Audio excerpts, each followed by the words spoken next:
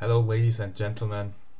It's Dennis from Deniz World of Bodybuilding. Today I have the honor to talk to Jerry Brainum, an icon in the bodybuilding scene and cult, especially in the bodybuilding magazines and maybe from the videos of Generation Iron, you know him.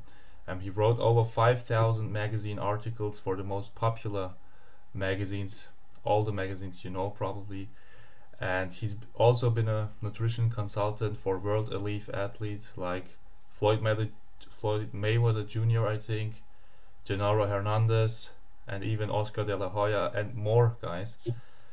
And he's also been a competitive bodybuilder in the 70s, so he's one of the guys that really were there back in the time, and he competed in that time, and he also trained with other legends like Arnold, for example. So that was my little introduction. I hope I didn't miss some major parts. Well, no, there's been more articles that 5,000 is actually up to about 6,500 by now. Crazy. I can, right? Yeah. Yeah. I don't write for the magazines anymore. Right now, I just publish my own fitness and bodybuilding and health newsletter. It's called Applied Metabolics. It's at appliedmetabolics.com. It's much more in depth than any magazine or any website. It has covers everything. Nutrition, exercise, science, supplements, hormonal therapy, ergogenic aids. It's no advertisements like the magazines. I'm not trying to sell anyone anything. I just give the 100% truth. So that's what I'm doing. That's all my writing right now is for that publication. The magazines I stopped writing for the magazines almost 4 years ago. Great. So I will put the link into the video description of the Applied Metabolic site. And yeah, I'm also very keen in checking that site out. Yeah. So that will be interesting. So my first question will be, I like to ask that question because sometimes it's interesting. What brought you into the whole bodybuilding scene back then? You mean when I started? Yeah, when you started. I started out as a swimmer. I started swimming at a very young age, like something like 4 or 5 years of age. And I got into competitive swimming. And I used to practice at this community center in New York. And they had an Olympic-sized pool. I used to just swim. I wasn't lifting weights or anything. Back in those days, they thought lifting weights would be bad for any kind of sports. This goes many years ago. So I just swam. But they had a weight gym there, and I used to have to walk by the weight gym to get to the pool. And I remember one time I was walking by, and as I was walking by, this guy came out. He was wearing just trunks, and there was a lot of people in the hallway, and they all just stopped what they were doing and stared at this guy because he was a bodybuilder. He was the first bodybuilder I ever saw in person, and his name was Jerry Winnick. The funny thing is, I'm friends with him today on Facebook after all these years, but. I couldn't believe the way people reacted, and I kind of put that in the back of my mind. And then I saw these movies that were out. They came out a little bit earlier than that. Hercules had movies. It starred a guy named Steve Reeves. And I was extremely impressed by Steve Reeves' physique. And I just did a little research. I was only, 12 years old, I think. But I did a little research, and I found that the way to get that type of body was to lift weights. So that little gym in the community center was open 3 times a week, only 3 times a week, which happened to be perfect because when you're a beginner, you should only train about 3 times a week. So I joined, and I started consistently training after that. Now I should tell you, before that, at the age of 11, I'd actually been training but not with weights. Yeah. For the year before I began lifting weights, I went to a summer camp, and I used to do chins on a kind of a rafters. I used to do hanging leg raises. And I used to do a lot of sit-ups. At one time, I actually did 4,000 sit-ups at once. I had tremendous abdominal development, But anyway, my actual formal introduction to weight training came when I was 12 years old. I started training in that gym 3 times a week. I trained there for, I think, about 2 years. And then I started reading the bodybuilding magazines. And it said something about you should train, using a split routine. In other words, instead of doing the whole body in one workout like I did, you should divide the muscle parts. And I wasn't thinking about bodybuilding competition yet, but I figured, well, maybe this is a better way to train. So I was still in school. I used to take the New York subway I lived in Brooklyn. I used to take it to Manhattan. And I remember the first gym I walked into, I was looking for a place that was open at least 6 days a week. The first gym I walked into was like a museum. It had these global barbells that you see in the old time, you know, the bodybuilders from the 19th century, like Eugene Sandow. And it had like this ornate paintings. It didn't even look like a gym. It looked like a museum. And this little old man came up to me, and it turned out that man was a guy named Sigmund Klein, who was a famous old-time strongman and fitness guy from a long time ago. But anyway, I asked him about joining, and he told me that it's by appointment only, and it's only 3 times a week. And I said, well, it's not going to do me any good because I'm looking for a place. So I walked out in the street. I walked a couple of blocks, and I found the gym called Mid-City Health Club, which was open 6 times a week. So I joined immediately, and I trained there for a year. I met a lot of famous bodybuilders at the time at that gym. There was a guy named Freddie Ortez, who was a short, tremendous upper body, incredible arms, and a guy named Harold Poole, who was the sensation of bodybuilding at the time.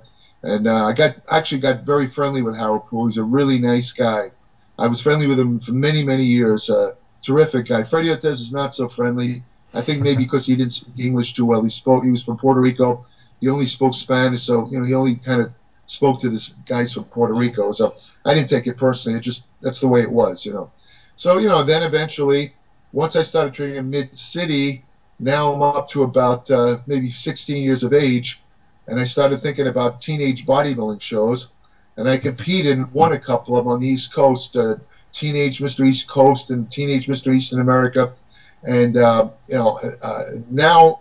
I was getting to the point where I was ready to go to school, and I heard that, you know, from reading the magazines, I knew that the real center of the bodybuilding world was in California.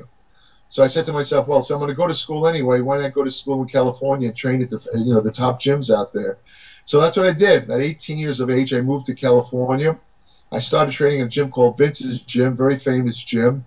Trained there for a year. I got very friendly with the owner, Vince Garanda. And then after a year of that, I switched over to Gold's Gym, the original one in Venice. By that time, I had met Arnold Schwarzenegger and become very friendly with him. And then he arrived in the United States, so I got very friendly with him. And you know, I'm still training at Gold's Gym after all. It's been, you know, I'm almost embarrassed to say, like 49 years I've been training at Gold's Gym. It's not at the original location. It's moved a couple of times, but I'm still there, believe it or not. I don't think there's that many people in the gym that have trained there. That I bet you can count them on the fingers of one hand. People have been who have been consistent members for 49 years. I've been a member. Most of the people I meet aren't even close to that age in the gym. They weren't even born when I was training in that gym years ago. It's a weird effect, but you know, what can I say? I'm still at it, you know. Although I'm not trying to be a bodybuilding competitor, don't get me wrong. That ended in the mid-'70s because I had to make a decision. I had gone as far as I could naturally, so I had to make the decision. You know, the guys I was competing at, they were taking steroids now. You know, like the Mr. California contest, these guys were a little higher echelon. And I was competing natural against guys taking drugs. And, you know, quite frankly, they were beating me. I was getting like 3rd place and they were winning. And I said, well, I have to make the decision. Either I take the drugs and compete on an even field with these guys, or I just stop competing and continue to train. So I opted to stop competing and continue to train. And as I said, I think you mentioned this, I actually made the decision not to use steroids for 2 reasons, because I actually began training mainly for health reasons. Not that I was sickly or anything, but I just wanted to be healthy, and I wanted to live a long time. Even at 12 years of age, I was thinking about this. And, you know, steroids, I didn't know a lot about steroids back then. All I know is that I saw guys losing their hair. You know, they were getting various side effects. And I said, wait a minute, you know, I got into bodybuilding for health. You know, is it really worth it? How far can I go? Can I be Mr. Olympia? I didn't know. But I said to myself, right now, it's not worth it. I'm not going to risk my health. So that's why I stopped competing, because I didn't want to take steroids. I never regret it. I don't look back. But as I said, I think you quoted a statement I made. If I knew back then what I know now, you know, I would have, you see, I didn't really know how to take steroids back then. Nobody really did. It was all by, you know, the city of pants. I mean, nobody really knew what they were doing. And what I know now, the knowledge I've accumulated about these drugs, I would know how to take them fairly safely, and I know how to block a lot of the possible side effects. I know when to get off. So if I knew, again, if I knew back then, let's say when I was 24 years old, if I knew then what I know now about steroids, the odds are I would have taken them just to see how far I can get in bodybuilding. But I hasten to add, I don't regret it one bit. You know, I think I made the right decision. I wound up never taking steroids, so I don't regret it. You know, I got into the journalism part of bodybuilding, writing for a lot of magazines and all that. I've always been a writer. I wrote my first book when I was 8 years old about the U.S. presidents. I've been reading since I was about 4 or 5 years old. I'm a voracious reader. I read like 3 to 4 books a week. So writing is very natural to me. You know, some people, you know, there's an old saying, everybody's good at something. It took me a couple of years to figure out, but my niche is writing. I enjoy it, and I think I have some ability in that field. So, you know, that's what I do. And you know, I still, I mean, I'm not as big a bodybuilding fan as I used to. Quite frankly, you know, when I stopped writing for the bodybuilding magazines, actually when I stopped writing for Joe Weider, I wrote for Joe Weider. I was the science editor of Muscle and Fitness for 10 years, from the late 80s to the late 90s.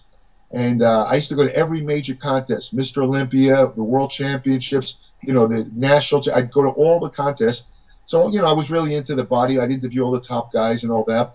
But, you know, once I stopped working for Weider, I stopped going to the contests, and I gradually kind of lost interest. So now the only thing I do is I attend these local contests. It's not far from me, Muscle Beach. They hold like 3 contests. It's like 10 minutes away from me. And the promoter is a friend of mine, Joe Wheatley, so I go to those shows.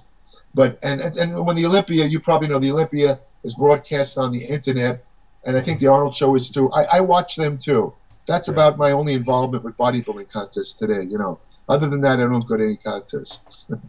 Yeah. So well, you know, Deniz, I was going to add. The funny thing was, when I went to those contests, every bodybuilder, every top bodybuilder knew me. They knew me by name, and I was friendly. Some of them were personal friends of mine, you know. But I mean, it's funny though, because today, if I were to go to a major show, nobody would know me except if I think he's coming back in competition. Kevin Levrone, he was around in those days. He knows me pretty well. But all those other guys, I'm a complete stranger. They don't know me at all, you know, because it's been years again since I've written for the magazines. You know, they don't know me. That's okay. Yeah, but also bodybuilding magazine pretty much died out, so it's shifted more towards the internet and the videos and the newsletters and everything like that. So the cult changed completely, the whole scene. Yeah. You know, one problem with that is, I don't know if you follow this, but the print industry in general has declined because, you know, print magazines and newspapers depend on advertising to stay alive. You know, they absolutely depend on it. And the advertisers have abandoned print media for the internet. And so, you know, as a consequence, from my perspective, let's say writers, I was a freelance writer, the magazines today pay either nothing or very little. So, you know, there's an old saying economics, I should say, economics. You get what you pay for. In other words, like, you know, if you're not going to pay somebody any money, you're not going to get people that are going to work hard and research and have the talent. You're not going to get those people. So what they have now in the magazines is literally the bottom of the barrel. I mean, you know, they'll take anybody who'll work for free. So I'm just basically underscoring what you're saying. The magazines, for all intents and purposes, are dead. Yeah, exactly. I mean, it's sad in a way. I mean, you know, it's, you know, but that's the way it is. What, you know, progress marches on. What are you going to do? You know. Yeah, you will either go together with the time, or you will go, you know, as the time goes on, and you will sink down and everything. So you mentioned Venice and Golds Gym, and I also already emailed you a little bit about that. What was Venice Beach like back then? What was the whole atmosphere like back then? You talking about the gym or Venice Beach in general? You can talk about both, actually. Oh, well, Venice Beach was a wild place back then. I mean, they have this thing called the boardwalk, which is right on the water there. You know, literally next to the beach. I mean, on the weekends it was like a carnival. You'd have almost like a sideshow. You'd have jugglers. You have a guy who used to juggle a what do they call it? A buzzsaw. I mean, all weird stuff. I mean, really freaky people. Venice, and I still live in Venice. Yeah. Venice has always been known for its kind of bohemian atmosphere. It attracts.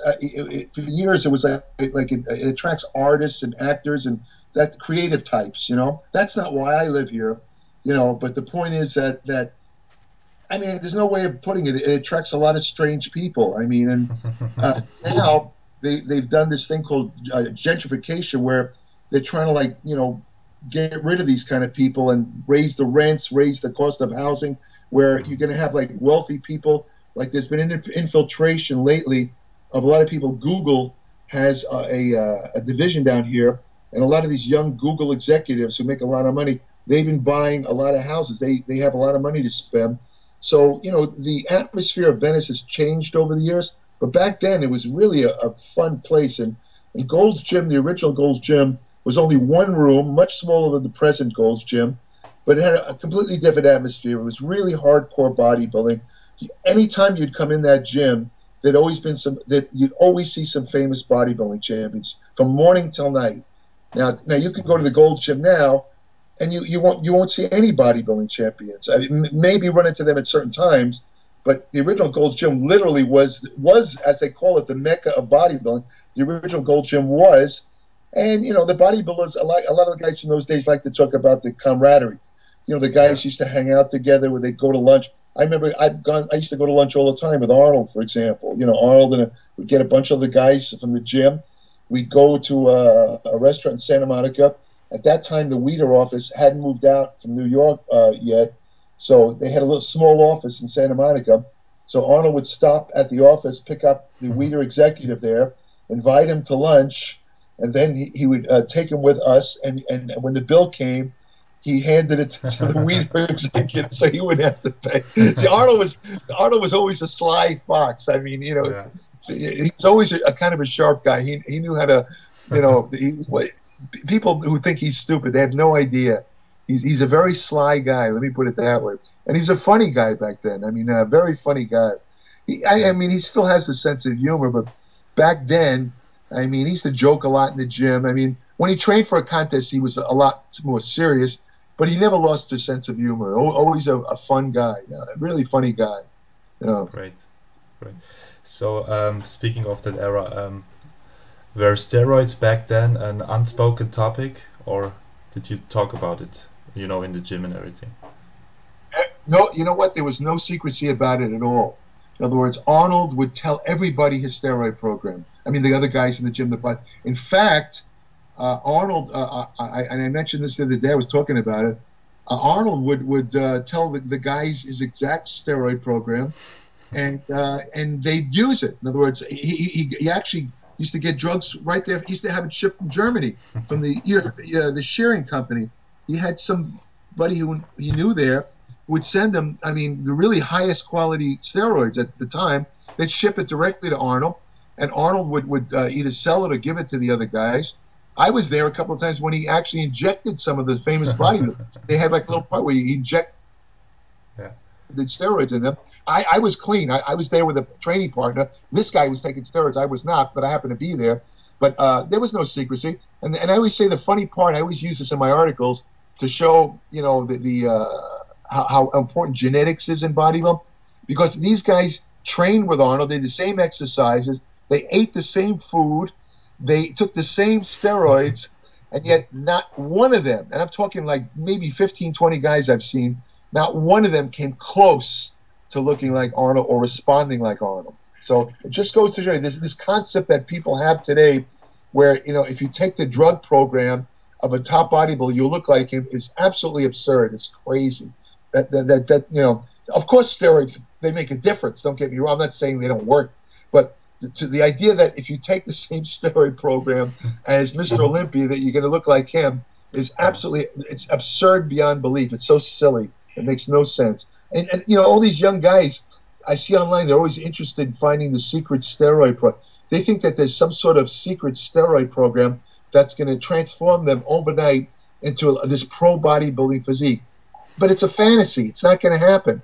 unless you have the genetics, unless you respond like a guy like Arnold did, you can take every drug in the world. What it's actually going to do, if these guys follow the drug regimes that are printed on some of these forums and groups, what will happen, I can almost guarantee, is they're going to get very sick. Guys in their 20s, by the time they hit 30, they'll be dead from a heart attack if they really do follow, because those programs have no basis in science. And, the amount of drugs that they're talking about is absolutely insane. Absolutely insane. These people are really going to hurt themselves. Yeah, exactly. People don't want to believe that genetics and hard work and everything has to come first with that whole bodybuilding stuff. Yeah. Yeah. Did you read that cycle of Dallas McCarver, who died? He had like 10 grams of test a week, I think. Right. Well, there was a guy, I don't want to mention it. Well, you interviewed this guy. One of the guys that you interviewed just put what is it called, video where he discussed, somebody had mailed him what was reputed to be Dallas McCarver's steroid program. And this guy actually went, he prefaced his remarks by saying, don't use this program. It's insane. It's dangerous. But then he mentioned every drug that was on the paper, and he gave the dosages and everything. And he was right. It was insane amounts. And I'm listening to this, and I'm thinking to myself, anybody who actually tries this, well, the growth hormone part alone, the guy said would cost about $12,000 a month. He's right. So it was unrealistic to begin with, right? It was obviously a fraudulent thing. Dallas McCarver did not use that program, and I'll tell you why. Because anybody who used that program would be dead within 2 weeks of either a heart attack or stroke. It had that much stuff. It's impossible. You had several things that increase what they call the hematocrit, the viscosity of the blood, including the drug EPO. Your blood would get so thick by the second week, it would be like molasses in the winter. It would the blood wouldn't be certain. You'd get a clot. It would show up in your heart or your brain, and you die. It's that simple. And so my point is, why even talk about something that's so obviously fraudulent? And I think he was trying to say, don't do it. He's trying to do it as a precautionary measure. But he doesn't understand. There are crazy guys out there that will listen to this, write it down, and say, this is what made Dallas McCarver big. I'm going to do it. I'm going to do as much as I can, and they're going to get screwed up. That's why you shouldn't give out that kind of... That's why I thought it was very wrong for him to do that. If you know it's fraudulent, why even talk about it? I mean, I won't, like in my videos, I won't discuss anything I know is fraudulent, unless it means exposing it. And even then, if it was like a steroid program, I wouldn't talk about it, because I know that some idiots are going to try it, and I don't want it on my conscience when they die or get sick. I don't want it. I don't want to deal with it. But to each his own. What can I say? Yeah, exactly. So, skipping from talking about steroids, and now I want to talk a little bit about diet, because I read various stuff about the diet back then. And what was it like? Was it low fat or was it low carb back then in the 70s?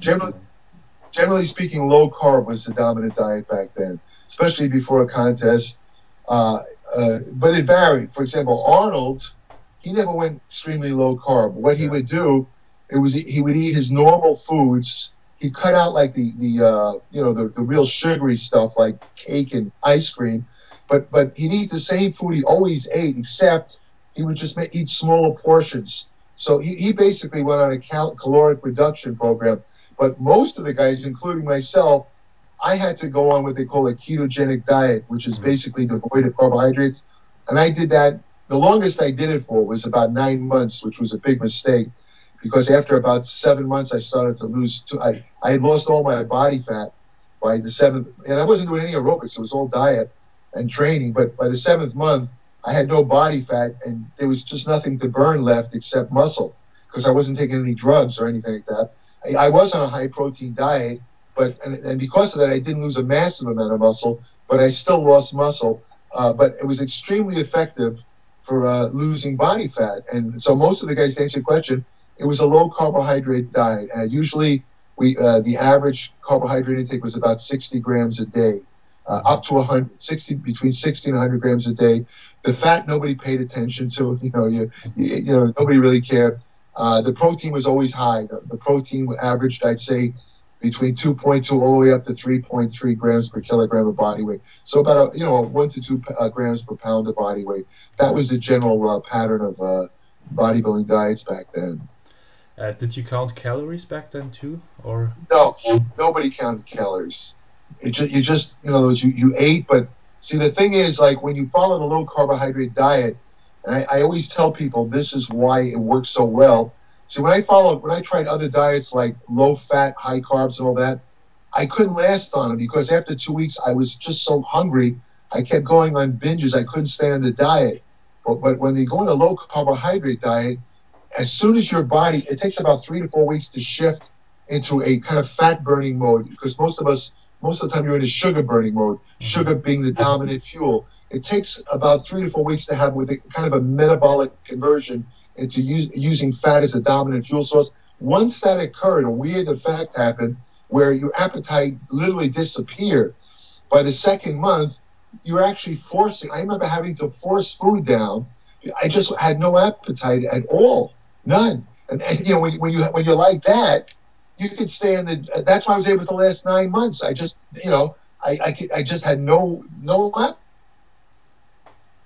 So probably the greatest feature of the diet. I mean, I see now some of these so-called experts, these dietitians, and some of these guys with PhDs. They're saying, oh, it has no appetite effect, low carb. It's all nonsense. Look, hey, I live in the real world, not the textbook world like these guys, with this stuff. I know what I felt, and I know what I saw with the other guys, how how it affected them. I don't care what these guys say.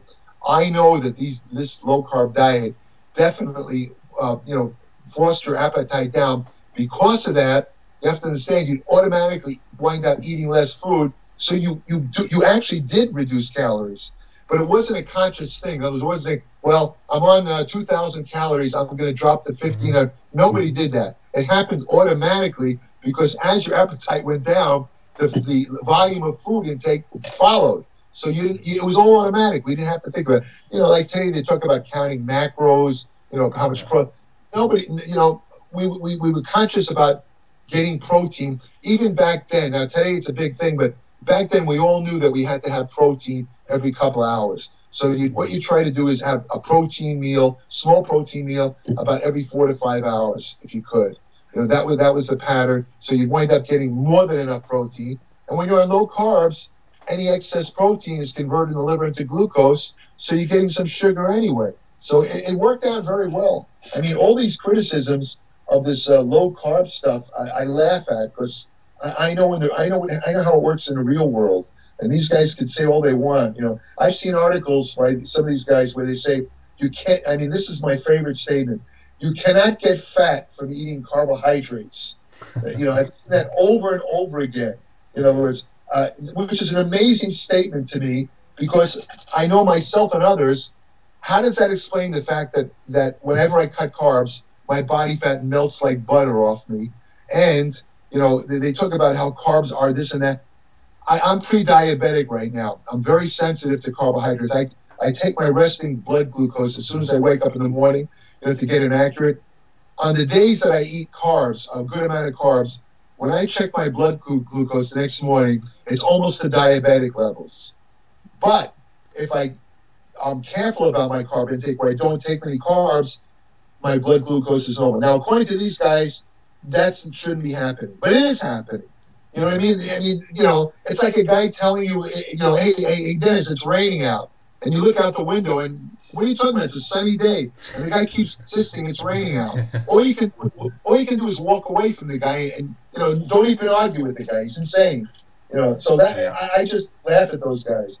And the funny part, the pathetic aspect is a lot of people look at these guys as experts. To me, some of these guys are clowns. When you make a statement that the human body has a very low ability to convert carbohydrates into fat, that is so freaking absurd. Now, there are a certain segment of the population, about approximately 25%, yes, they can handle almost any amount of carbs, and it won't turn into fat. They just don't get fat. But 75% of the population is not in that category, where if they overeat carbs, they can get fat as a house. So don't give me the stuff about how carbs doesn't make you fat. That's a ridiculous, stupid statement. Maybe it's in the textbooks, and I've seen it in textbooks, but it's not. Doesn't happen. I'm sorry. I don't agree with that. I've seen it myself. The only way I lose body fat, even today, is by lowering my carbohydrate intake. Otherwise, nothing happens. If I follow a low balance, let's say a diet that is, let's say, moderate protein, lower calorie, it's not that I get fatter. I'm not going to say I get fatter. I stay the same. Nothing changes. I go to the gym. I do my work. Nothing changes. But if I reduce the carbs, boom, within 3 weeks, my abs are out. Now, how do they explain that? Yeah. I'm taking almost the same calories. The only difference is now I'm having less carbs. The calories are the same. All I've reduced is the carbohydrate portion, and yet I lose body fat. According to these guys, that shouldn't be happening. Yeah. But it does. Yeah, I get your point. The thing is, a lot of people don't try anything out themselves, so they just believe those guys because they don't have any connection to reality, and they don't try it out. So, you're an educated guy. You're in college. The thing is, the way the average person looks up to people with advanced degrees, they figure if this man or this woman has earned a medical doctor degree or a PhD, exercise physiology and biochemistry, whatever, they must know what they're talking about. They have to be experts. So everything they say must be true. That's the way a lot of people's minds work. Yeah. Unfortunately, they don't realize that, yes, these people have earned advanced degrees, but they're also human beings, which means they're fallible. They're not perfect. In other words, they're trained to believe that, for example, carbs don't make you fat. They've been taught that in school, and you could present a ton of evidence to them, and they'll still keep saying that it's kind of comparable to what's going on here in the United States. No matter what this President Trump says, no matter how much he lies, even looking directly in the camera, people who support him still believe him. I mean, no matter how much evidence you show these people, they still believe him. They will not, it's almost like they're brainwashed. So, the way I look at it, the way to deal with them or the scientists is just, nod your head, say yes, and walk away. Don't even try and argue with them. You're not going to change their mind. That's the way it works. Yeah, you're right on that. You have to do it like that. And what I also wanted to ask is that today, for example, most of my buddies and friends, they use pre-workout supplements or substances and everything like that. And back in the day, did you had some pre-workout stuff, or did you just drink coffee or something like that? There was literally no pre-workout drinks or supplements at all back then. What we would do is, that's when we would ingest carbohydrate. Later on, this what we did then, it acquired a name many years later called targeted ketogenic diet. They call it today, where you have carbohydrates at strategic times. For example, before workout and right after workout, and the rest of the time you don't have carbohydrate. Of course, you have the carbohydrate prior to the workout to energize yourself, because let's face it, weight training is powered by glycogen stored in the muscles and circulating glucose. Those are the two main fuels for anaerobic exercise. So if you supply carbohydrate, there's no denying you're going to be able to train harder. So what we would do is we would have maybe a little fruit, not fruit juice. Even back then, we knew that fruit juice was a refined carbohydrate. A little fruit, maybe a banana. A lot of guys had oatmeal with a little fruit on it, that kind of stuff. You'd eat that about maybe 3 hours before a workout, 2 to 3 hours. You'd replenish your glycogen. It took about 2-3 hours. You'd go to the gym, you have high energy. You'd burn up the carbs, because when you train, you burn 1 gram of carbohydrate per minute. So most of us trained about 2 hours. So we burn, let's say, 120 grams of carbohydrate, and that usually was about how much we got in the meal. So we burned all the carbohydrates we took in before the workout. So after the workout, we're now back to having no carbohydrates. So it didn't affect the fat loss at all, see? And any carbohydrates you ingest within 2 hours after a workout are not going to be used to store as fat. Instead, they're used to replenish the depleted glycogen that you burned up during the workout. So you can't get fat from that either. This is what I mean by strategic carbohydrate intake. So, and of course, yes, we did have, always had caffeine. I mean, that's something that's been consistent. I still do it today. I mean, I remember going with I don't know if there's a famous bodybuilder, Bill Grant, who's Mr. World. He was my training partner for a couple of years. we used to go to like a local coffee shop about maybe an hour before the workout, and we just sit there at the counter and drink cup after cup of coffee. I mean, I probably had about 10 cups of coffee in the course of maybe an hour and a half. You know, I mean, it's kind of dangerous to do that because the amount of caffeine that's in 10 cups of coffee, if you took it all at once, it can cause heart rhythm disturbances. But you have to understand, we sipped it very slowly. In other words, we never gulped it up. It was like very slow, so it allowed you to metabolize it. There's a segment of the population that, because of certain liver enzymes, they don't metabolize coffee as fast as usual. For them, doing something like that, drinking cup after cup, is going to be a very serious problem. It can cause heart rhythm disorders, like I say. But for most people, you know, if you space it out, you can metabolize the caffeine. So, to answer your question, there was no pre-workout supplements, no pre-workout drinks, none whatsoever. All we did is eat natural food, mainly carbohydrate. We tried to stick with natural, unprocessed carbohydrate, no processed sugar. You know, just stuff like I say, oatmeal, bananas on it or something like that, a little bit of fruit, blueberries. That was our fuel. That was our pre-workout. Yeah, very interesting. Very interesting. Maybe the teenagers should listen to that because they are taking a lot of dangerous stuff too. I thought, well, you know, I mean, there's a current fad that I mentioned where apparently they're selling powdered caffeine, you know, as a pre-workout supplement. And people have no idea how dangerous it is. I mean, they think, well, caffeine, it's in tea, it's in coffee, how dangerous can it be? Yeah, but powdered caffeine is very concentrated. You know what the proper dose of powdered caffeine is? Get this, 1/16 of a teaspoon. 1/16. That's less than a pinch. There's been documentation of teenagers using it as a pre-workout. They took a teaspoon or 2 teaspoons and they died. These guys were 18 years old. They died. They died because they figured, well, how bad could caffeine be? It could be very bad because what they did is they took, without realizing it, they were taking the equivalent of 75 to 100 cups of coffee at once. Now, if you do that, caffeine becomes a poison and it kills your heart. Incredible, yeah, incredible, yeah. I shouldn't laugh, but you know, there's an old saying, stupidity kills. What can I say? Yeah. and conversely, knowledge is power. Exactly. So you trained with guys that obviously were enhanced. And speaking about that, I wanted to ask you,